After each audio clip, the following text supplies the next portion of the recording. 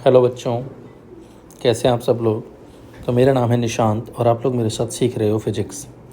तो mathematical tools की series में हमने लास्ट क्लास में इंटीग्रेशन स्टार्ट किया था और इंटीग्रेशन में हमने इनडेफिनेट इंटीग्रेशन के जितने भी फॉर्मूले हैं उनके रिगार्डिंग बात कर ली थी। ठीक है, इसी प्रैक्टिस में थोड़ा सा अपन इसको आगे बढ़ाते हैं और डेफिनेट इंटीग्रेशन की तरफ चलते हैं। तो आज की क्लास में हम क्या क्या कवर करने वाले हैं। एक तो डेफिनेट इंटीग्रेशन कैसे किया जाता है, साथ में इसके कुछ एप्लीकेशंस पे भी बात करेंगे, जैसे area under the curve calculate करने में इंटीग्रेशन की हेल्प कैसे ली जाती है। ठीक है, साथ में फिजिक्स में इसको कैसे अप्लाई किया जाता है। ठीक है, तो स्टार्ट करते हैं ज़रा। तो लास्ट की क्लास में हमने काफ़ी सारे फार्मूले देख लिए थे कि इंटीग्रेशन के लिए किस किस तरीके से काम किया जाता है। अगर आपने अभी तक ये वीडियो नहीं देखी है तो इसी वीडियो की डिस्क्रिप्शन में मैं उसकी लिंक डाल रहा हूँ। इसका जो लेक्चर 1 हुआ है इंटीग्रेशन का, आप पहले वहाँ से वो देख सकते हैं। चलिए फिर स्टार्ट करते हैं। तो क्वेश्चन है हमारे पास कि integration of sine x into cos x with respect to x कितना होगा। ठीक है, वीडियो पॉज करके ज़रा ट्राई कीजिए सब लोग। कर लिया सब ने? तो देखो यहाँ पर क्या हो रहा है, हमारे पास दो ट्रिग्नोमेट्री के फॉर्मूले हैं, एक तो है साइन एक्स और एक है कॉस एक्स, और दोनों आपस में मल्टीप्लाई में है। अभी तक हमने कोई भी ऐसा इंटीग्रेशन में कोई फार्मूला नहीं पढ़ा है कि जहाँ पर दो फंक्शन अगर मल्टीपल में हो तो उनका कंबाइंड इंटीग्रेशन कैसे करते हैं। हाँ, डिफरेंशिएशन में ज़रूर पढ़ा है तुमने। तो इसके लिए क्या करें, तो ऐसे में हम क्या करेंगे, जो भी हमको गिवन फॉर्मेट है, हमको साइन एक्स का इंटीग्रेशन सेपरेटली पता है, कॉस एक्स का भी सेपरेटली पता है, बट साइन और कॉस के प्रोडक्ट का नहीं पता। तो ऐसे में क्यों ना हम इसको किसी ऐसी फॉर्म में कन्वर्ट कर लें जिसका इंटीग्रेशन हमको ऑलरेडी आता हो। क्लियर? और उसके लिए आप क्या कर सकते हो, जो भी अपन को ट्रिग्नोमेट्री के कुछ फॉर्मूले हैं उनको अपन यहाँ पर काम में ले सकते हैं। ठीक है, तो साइन एक्स और कॉस एक्स का इंटीग्रेशन भले ही मेरे को नहीं पता, बट एक फार्मूला मेरे को क्लियर है ऑलरेडी हाफ एंगल के फार्मूले से कि साइन 2 थीटा की वैल्यू होती है हमारे पास twice of sine theta into cos theta. तो यहाँ से sine theta into cos theta को क्या लिख सकता हूँ मैं, sine theta into cos theta को किससे रिप्लेस कर सकते हो आप, sine 2 theta whole divided by 2 से। अब साइन 2 थीटा का तुम्हें इंटीग्रेशन मालूम है, तो इसी चीज़ को काम में लेते हैं बिना किसी सब्स्टिट्यूशन मेथड के, बिना कोई फालतू कैलकुलेशन बढ़ाए अपन इसको डायरेक्टली सॉल्व कर सकते हैं। ठीक है, तो sign x into cos x को क्या रिप्लेस कर सकता हूँ मैं, sign 2x whole divided by 2, और इसका इंटीग्रेशन करना है एक्स के रेस्पेक्ट में। तो 1/2 कॉन्स्टेंट है, साथ में पड़ा रहेगा। साइन का इंटीग्रेशन हमको पता ही है कि साइन अल्फा एक्स का कितना होता है, कॉस अल्फा एक्स, और ठीक है ध्यान देना साइन का डिफरेंशिएशन प्लस का कॉस है और इंटीग्रेशन क्या होता है माइनस कॉस। तो साइन 2x का क्या हो जाएगा, माइनस कॉस 2x, और x का कोफिशिएंट डिवाइड में चला जाएगा, साथ में कॉन्स्टेंट c। तो ये हो जाएगा इसका इंटीग्रेशन। उम्मीद है सबको समझ में आ गया होगा। तो इसी तरह का एक सवाल और देखते हैं ज़रा, आप साथ साथ इसके नोट्स भी बनाते हुए चलिएगा। एक और एग्जांपल देखिए, आपसे बोला है साइन स्क्वायर एक्स का इंटीग्रेशन करना है विद रेस्पेक्ट टू एक्स कितना होगा। जरा वीडियो पॉज करके ट्राई कीजिए इसे। हो गया? तो देखिए तुम्हें साइन एक्स का इंटीग्रेशन तो अगेन मालूम है, बट साइन स्क्वायर का कोई भी फॉर्मूला नहीं पढ़ा है अपन ने। ठीक है, तो इसके लिए क्या करें अपन, मैं बिना कोई सब्स्टिट्यूशन मेथड में जाए, बिना किसी एक्स्ट्रा कैलकुलेशन में जाए, इसको सिंपल वे से सॉल्व करने वाला हूँ। तो साइन का भले मेरे को इंटीग्रेशन नहीं पता, बट हमने हाफ एंगल से फॉर्मूले पढ़े हुए हैं कि cos 2 थीटा की वैल्यू अगर केवल साइन की फॉर्म में लिखी जाए तो ये होती है 1 - 2 साइन स्क्वायर थीटा। यहीं अगर साइन स्क्वायर की जगह कॉस स्क्वायर वाला मेरे को एक्सप्रेशन चाहिए तो cos 2 थीटा की वैल्यू लिखी जा सकती है 2 cos स्क्वायर थीटा -1। दोनों फॉर्मूले काम में लिए जा सकते हैं। ठीक है, तो यहाँ से मैं कॉस साइन स्क्वायर थीटा को क्या लिख सकता हूँ, यहाँ से साइन स्क्वायर थीटा की वैल्यू आ रही है 1 - cos 2 theta whole divided by 2। Clear? अब तुम्हें भले ही साइन स्क्वायर का इंटीग्रेशन नहीं पता, बट हाफ का और cos 2x का पता होता है, फॉर्मूले लिखाए हुए हैं इसके। तो इसको सीधा रिप्लेस कर देते हैं इससे। साइन स्क्वायर की जगह लिख देता हूँ मैं 1/2 minus cos 2x by 2 whole multiplied by dx को अंदर मल्टीपल करते हैं तो ये बन गया dx/2 minus cos 2x dx/2। अब dx का इंटीग्रेशन हो गया x, कॉन्स्टेंट 2 डिवाइड में पड़ा रहेगा, माइनस 1/2 कॉस का इंटीग्रेशन, डिफरेंशिएशन तो हमारे पास माइनस साइन होता है, बट कॉस का इंटीग्रेशन क्या होता है, प्लस का साइन। तो कॉस का इंटीग्रेशन कितना हो जाएगा, साइन 2x, और x का कोफिशिएंट चला जाएगा डिवाइड में, प्लस c, ये हो गया इसका सिंपली इंटीग्रेशन। उम्मीद है सबको समझ में आ गया होगा। तो ये था हमारे पास इनडेफिनिट इंटीग्रेशन, जिसमें जो भी आउटपुट आ रहा था हमारे पास इंटीग्रेशन से, वो एक वेरिएबल की फॉर्म में आ रहा था, एक इक्वेशन की फॉर्म में आ रहा था, इसलिए इसको अपन ने इनडेफिनिट इंटीग्रेशन कहा। अब यहीं अपन देखते हैं डेफिनिट इंटीग्रेशन।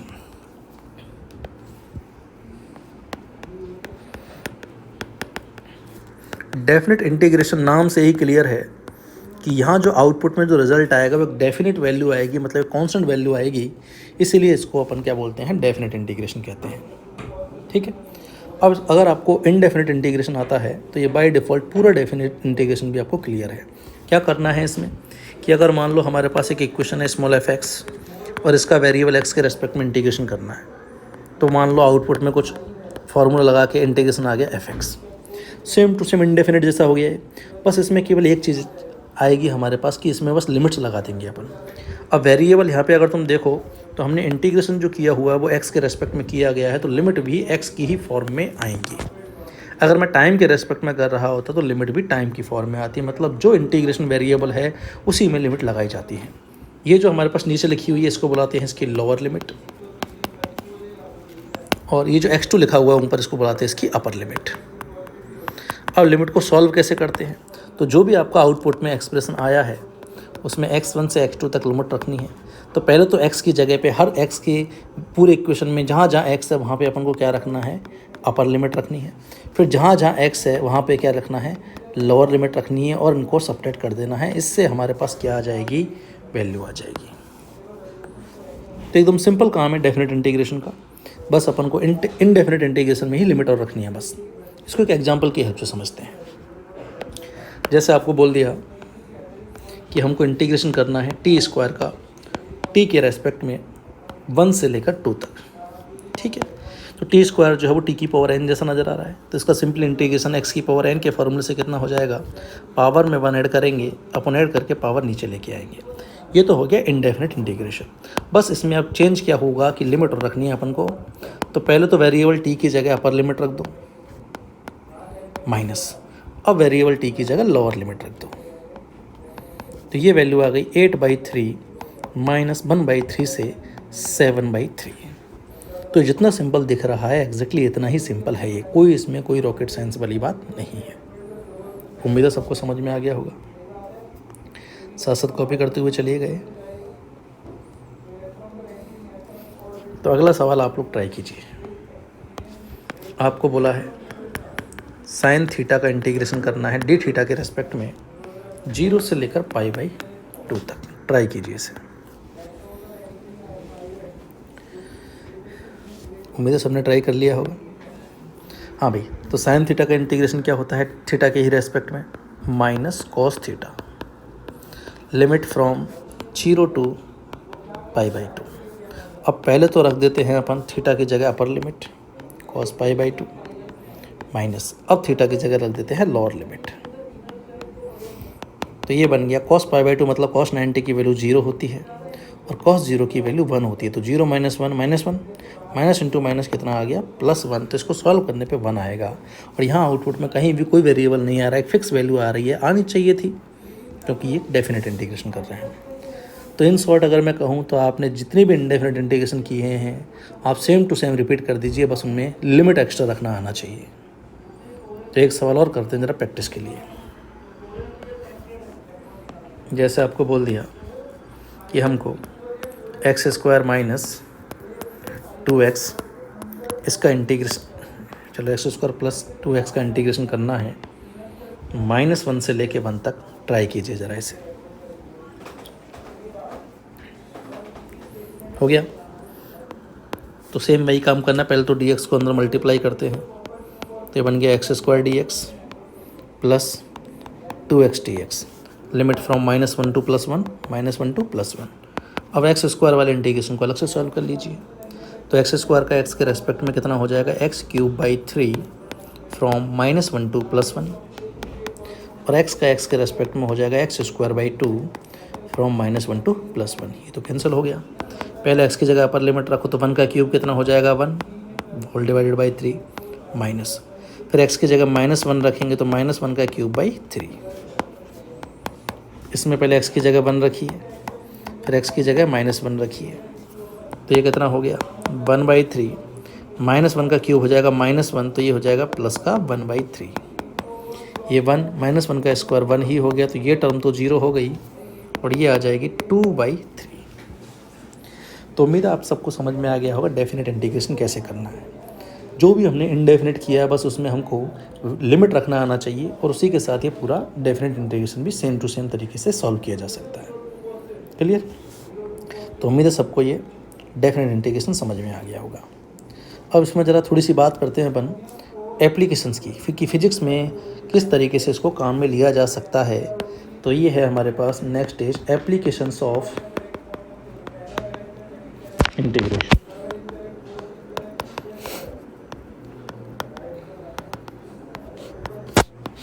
ठीक है, तो इंटीग्रेशन का काम है चीज़ों को ऐड करना। तो जैसे अगर मैं कुछ पॉइंट्स की अगर मैं बात करूं तो फिजिक्स में जैसे हम काइनेमेटिक्स में पढ़ेंगे कि जो स्पीड दे रखी है हमको, स्पीड का टाइम के साथ इंटीग्रेशन जो होता है t1 से लेकर t2 इंटरवल में, जितने इंटरवल में अपन कर रहे हैं, तो ये स्पीड का टाइम के साथ इंटीग्रेशन हमको डिस्टेंस देता है। सिमिलरली अगर वेलोसिटी का इंटीग्रेशन किया जाए टाइम के साथ t1 से t2 में, तो t1 से t2 इंटरवल में चले हुए डिस्प्लेसमेंट की वैल्यू आती है। अब ये कैसे आया ये फिजिक्स बताएगी, आगे पढ़ेंगे जब अपन। फिलहाल अपन मान के चलिएगा आप कि ऐसा कुछ होता है। ठीक है, अब जैसे आपको एक सवाल दे दिया, मान लो कि the speed of a particle is given by v equal to t square plus 2t metre per second, where t is time in seconds, find the distance covered from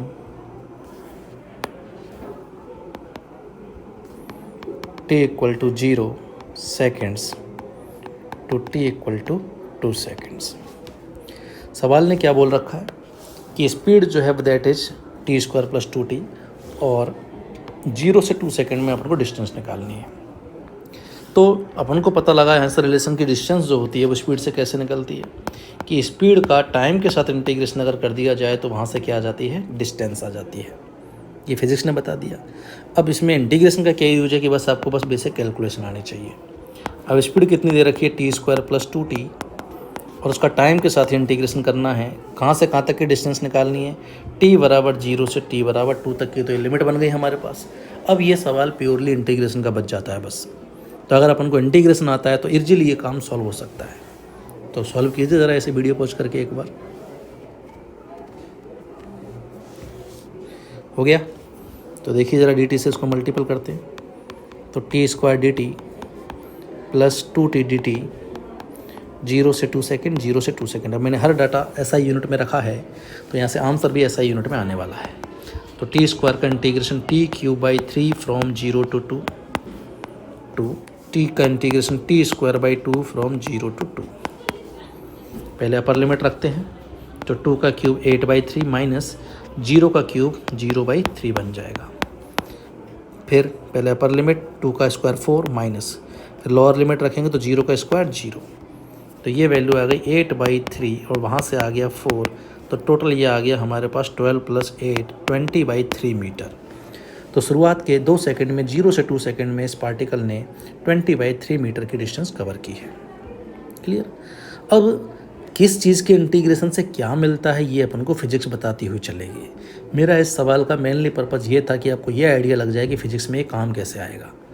clear? अब ये चीज़ कई जगह काम में ली जाएगी हमारे पास, जैसे वेलोसिटी का डिस्प्लेसमेंट, वेलोसिटी का टाइम के रेस्पेक्ट में इंटीग्रेशन डिस्प्लेसमेंट देता है। आगे चल के अपन पढ़ेंगे फोर्स का टाइम के साथ इंटीग्रेशन हमको चेंज इन मोमेंटम दे देता है।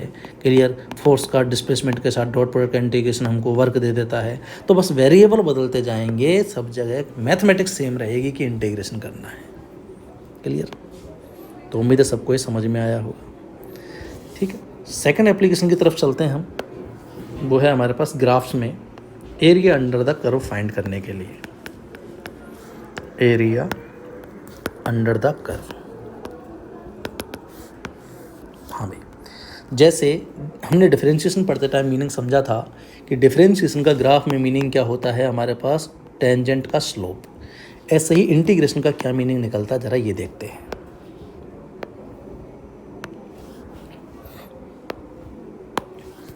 तो जैसे मान लो ये हमने एक्स वाई एक्सिस माने हुए हैं।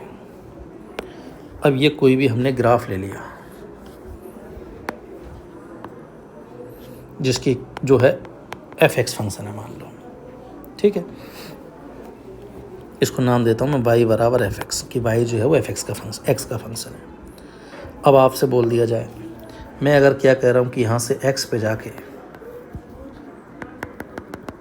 डी एक्स विड्थ की छोटी सी अगर ये स्ट्रिप मान लूँ, तो एक्स इतना स्मॉल है कि ये जो स्ट्रिप है वो ऑलमोस्ट रेक्टेंगुलर होगी, जिसकी विड्थ हो गई डी एक्स और हाइट हो जाएगी वाई के बराबर, जो कि हमने एफ एक्स मानी हुई है। तो अगर छोटी सी स्ट्रिप का अगर एरिया लिखा जाए डी ए, तो वो हो जाएगा इसकी हाइट इनटू इसकी विड्थ, ये हो गया इस स्ट्रिप का एरिया।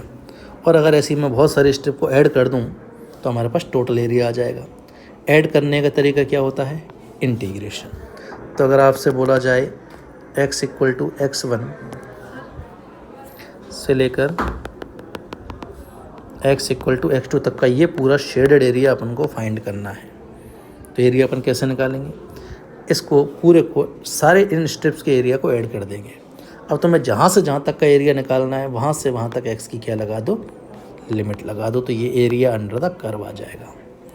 इन शॉर्ट अगर मैं कहूँ तो क्या नज़र आ रहा है कि इंटीग्रेशन बाई डी एक्स का क्या मतलब है। इंटीग्रेशन बाई डी एक्स का मतलब है वाई और एक्स ग्राफ का एरिया निकालना है। अब इंटीग्रेशन एक्स के रेस्पेक्ट में किया गया तो एरिया भी एक्स एक्सिस के साथ आया है, वाई के रेस्पेक्ट में करते तो वाई एक्सिस के साथ आता। क्लियर, तो इंटीग्रेशन बाई डी एक्स क्या बताता है, इंटीग्रेशन बताता है एरिया अंडर द कर्व को। तो वाई का एक्स के साथ इंटीग्रेशन मतलब area of Y versus X graph, किस एक्स के साथ, जिसके साथ इंटीग्रेशन किया है, तो यहाँ हो जाएगा विद एक्स एक्सिस। तो इंटीग्रेशन बाई डी एक्स का मतलब है area of Y X graph with X axis. ऐसे अगर मैं इंटीग्रेशन वी डी टी लिख दूँ मतलब area of we T graph, कौन से एक्सिस के साथ, तो यहाँ टी के रेस्पेक्ट में इंटीग्रेशन किया है तो टी के साथ। क्लियर, तो इंटीग्रेशन का मतलब होता है ग्राफ में एरिया। कॉपी कीजिए जरा इसे। ओके, तो इसको एक एग्जाम्पल से समझते हैं। जैसे आपको बोल दिया, मान लो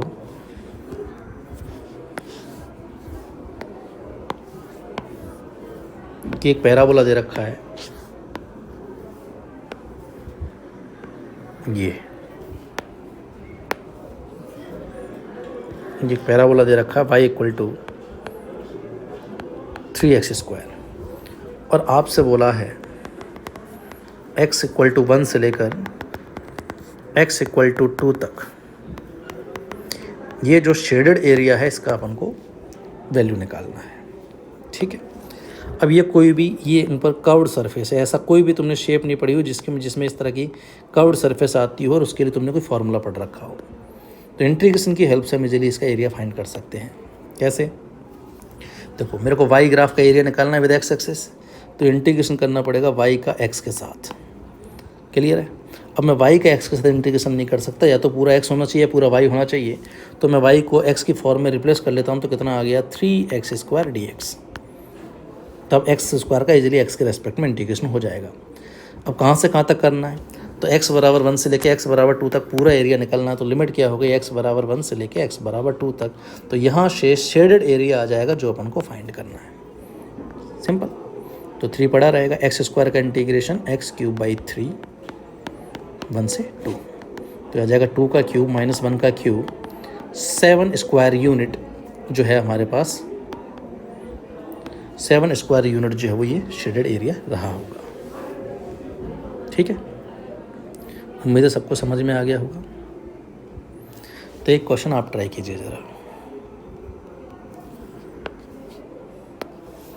ये ग्राफ दे रखा है,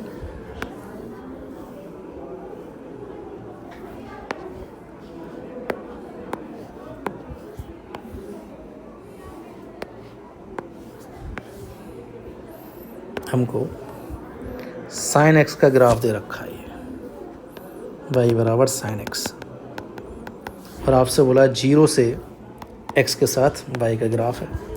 0 से लेकर एक्स की वैल्यू, इसको थीटा बोल दूँ एक बार के लिए मैं, वेरिएबल वाई एक्स की जगह इसको नाम दे देते हैं वाई, और यह थीटा, यहाँ पे थीटा। तो आपका वाई का थीटा के साथ एरिया निकालना है आपको। ये एरिया निकालना है 0 से लेकर थीटा बराबर π/2 तक कितना एरिया होगा। ट्राई कीजिए ज़रा एक बार इसे। ओके, तो देखो मेरे को वाई का थीटा के साथ एरिया निकालना है, तो सीधा सीधा से हिसाब है, एरिया फाइंड करना तो इंटीग्रेशन काम मिलेंगे। और वाई का एरिया निकालना है थीटा के साथ, मतलब डी थीटा के रेस्पेक्ट में इंटीग्रेशन। तो वाई की वैल्यू कितनी हो गई, साइन थीटा, डी थीटा के रेस्पेक्ट में इसका इंटीग्रेशन करना है, तो सारे वेरिएबल थीटा हो गए। अब 0 से π/2 तक का एरिया निकालना, तो लिमिट हो जाएगा 0 से π/2। अब साइन थीटा का इंटीग्रेशन थीटा के रेस्पेक्ट में क्या होता है, minus cos theta, limit is from 0 to π/2। थोड़ी देर पहले भी किया था हमने सॉल्व। तो पहले अपर लिमिट रखते हैं, फिर लोअर लिमिट रखते हैं, तो माइनस कॉस π/2 तो हो जाएगा 0 और कॉस 0 हो जाएगा 1, तो ये वैल्यू आ गई +1। तो मैं कहूँगा ये जो एरिया है पूरा का पूरा वो 1 स्क्वायर यूनिट है। और आप चाहो तो इसको रिजल्ट भी याद रख सकते हो कि एक साइन के लिए ये सब कुछ सिमेट्रिक समझ आ रहा है, तो इसको 4 क्वार्टर में अपन स्प्लिट कर सकते हैं। तो ऊपर वाला ये एरिया हो गया प्लस का 1 यूनिट, ये भी प्लस का 1 है, ये -1 हो जाएगा, ये -1 हो जाएगा। तो पूरे एक साइकिल में टोटल एरिया कितना आएगा, प्लस का 2 और माइनस के 2 को ऐड करेंगे तो 0 आ जाएगा। केवल पॉजिटिव हाफ साइकिल में देखूँ तो प्लस का 2 आएगा, नेगेटिव हाफ साइकिल में देखूँ तो माइनस का 2 आ जाएगा। ठीक है, तो इस तरीके से एरिया अंडर द कर्व को फाइंड करने के लिए भी हम इसको काम में ले सकते हैं।